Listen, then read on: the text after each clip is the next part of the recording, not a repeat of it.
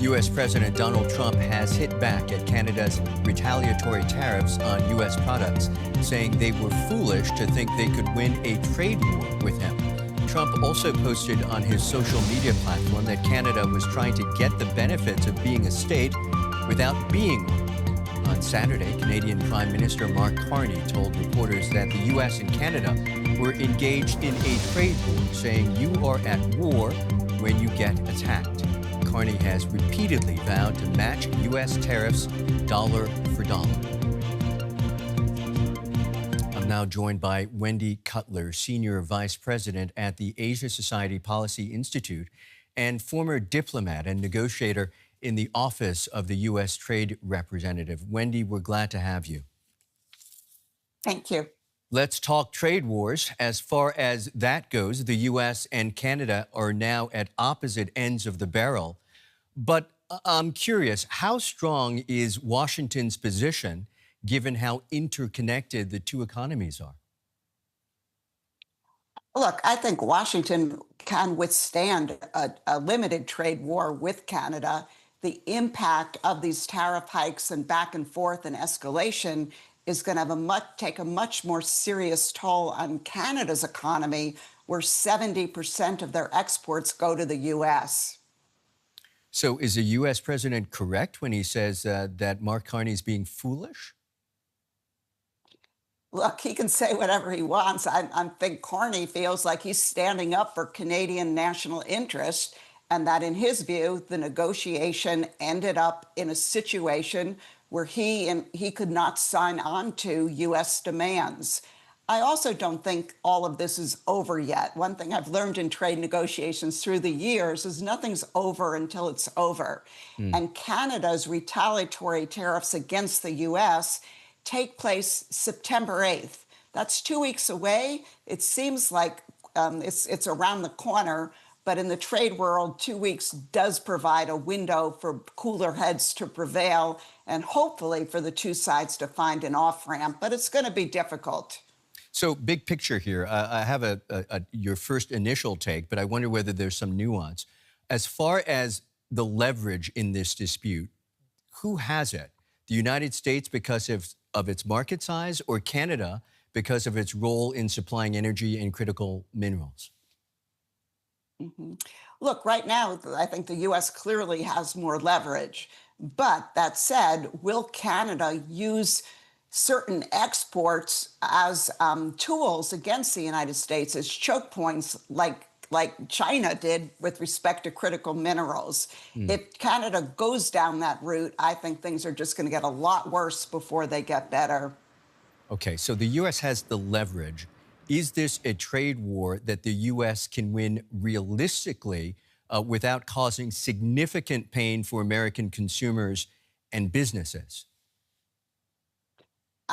I think that pressure from consumers and businesses in the United States will mount as long as these tariffs go into place and are escalated. So I think over time, a resolution will be found, because it's a lose-lose situation. How damaging could Canada's retaliatory tariffs be, especially if they target politically important U.S. industries and states? Look, targeted tariff retaliation does work in the United States. We are a democracy. I'm sure Canada is looking at our electoral map very carefully, trying to pick out those states and products that are going to hurt the White House the most, particularly in the lead up to the midterm elections. So even though the size and the magnitude of the tariffs may not be that large with respect to the U.S. economy, targeted retaliation could have some real immediate and harmful impacts. I know you don't have a crystal ball. You did say that it's unlikely that this thing ends where it is now, or at least there's more runway before this actually gets executed. What is the most likely scenario, that the 50% goes down to 40 or 30, or that the tariff goes away altogether on both sides?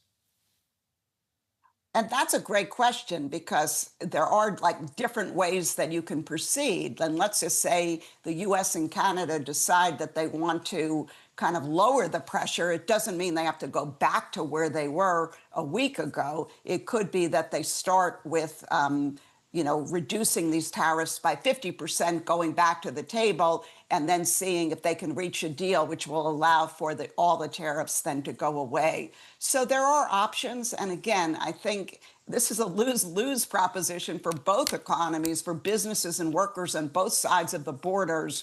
So I would hope that we can find a way to get back to the table with Canada.